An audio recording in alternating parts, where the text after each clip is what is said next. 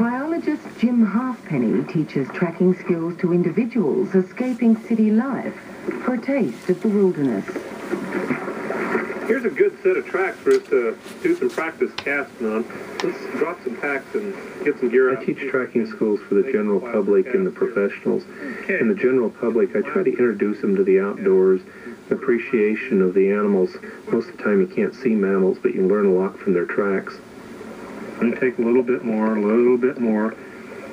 I've been tracking since probably 11 years old, and a lot of the tracking skills I use now developed when I was a hunting guide and taking people out. So I've kind of been at it most of my life. But we can take it back home and measure it tonight and see, which animal we've actually got here. The animal is... Jim also uses tracking to follow the progress of a wolf pack recently introduced into the park.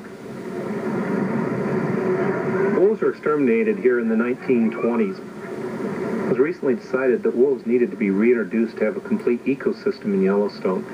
And about 15 of them were established here last January. What we need to do is learn their behavior, and if they're becoming established here and established in a territory such that they're going to stay.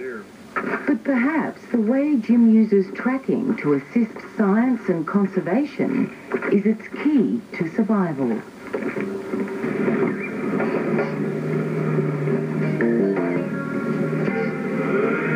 Bush Nature Reserve on the edge of South Africa's Kruger National Park, the ancient art of tracking is merging with science.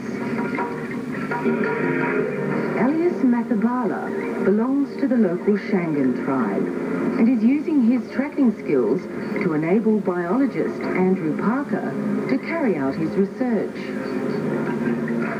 While Andrew brings technical knowledge acquired through years of study, brings his lifelong experience of living with the local wildlife.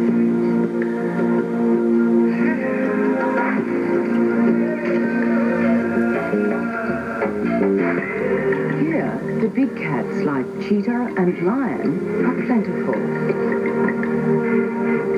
But leopards have become scarce.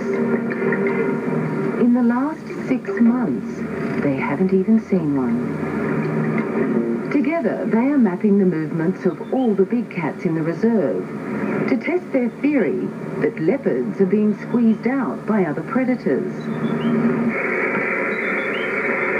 Andrew has been trying to follow one leopard fitted with a radio collar.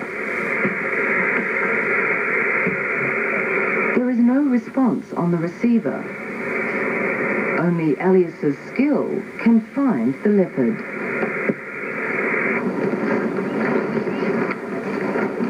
Traditional tracking is not just a backup for technology failures.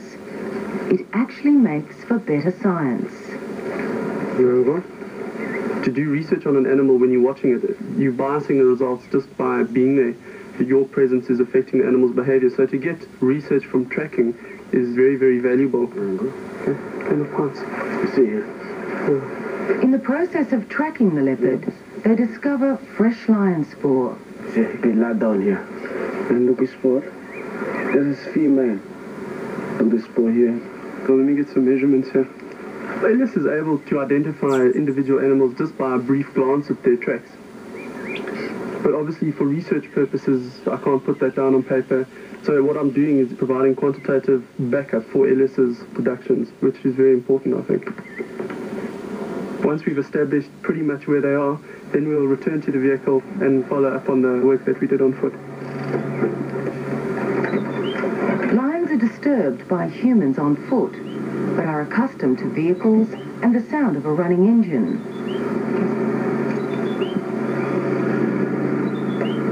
Two female, 2 and 6 cub. One slide down there, one somewhere. A GPS, or global positioning system, enables them to record the exact location. It reveals that the lions are within the leopard's territory and have most likely forced the leopard to move much further afield. It does become a detective story almost. Hey, okay. I think it's in the cup somewhere in the side. You're given very, very small, insignificant clues, and from that, he's able to create a broad picture. She jumped from there, and she's up from here. Okay, so she's nervous now? Yeah, she's got all around. Look, the sun is gone, it's come back this. She's got to run now, no more. Okay, that's fine. We'll come back tonight. Thank you.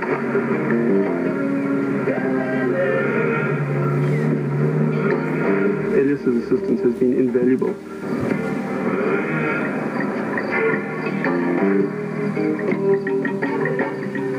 Andrew trusts Elias's identification of the leopard's prints.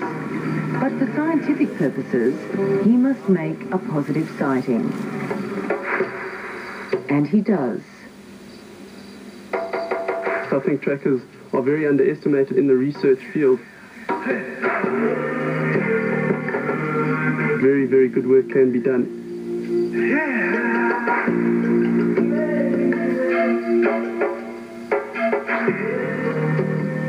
But it's not only in the scientific field that trackers can be utilized. Throughout Africa, tourists too are relying on the skills of trackers in their quest to view the continent's most spectacular wildlife in the space of a short vacation. In Zimbabwe, rhinos were once plentiful, but are now threatened by poaching. Tracking is the critical tool in a conservation war where men are stalking and killing men to save rhinos. Poachers are expert trackers themselves and armed.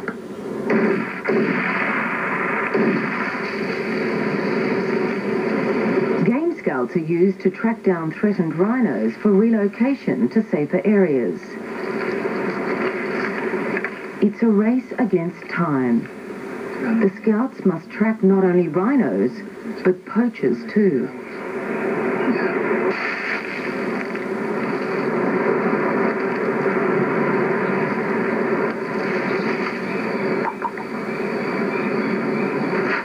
Zulu is basic spread.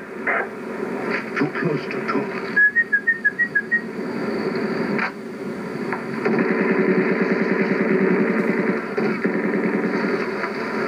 We've been on this pole for 2 days now, and our guys fanned out. One on that side, one on the other side, and two in the center, and they opened up. And basically, the fire was going like crosswise, and these ones were put in between. So there's no chance really. We're fighting them, because in the end, we won't have any rhino if we let them shoot the rhino. They do shoot back. We've lost a few people. And some Parks people have been wounded. Gun battle. These trackers risk their lives for rhino conservation, yet their skills are rarely recognized.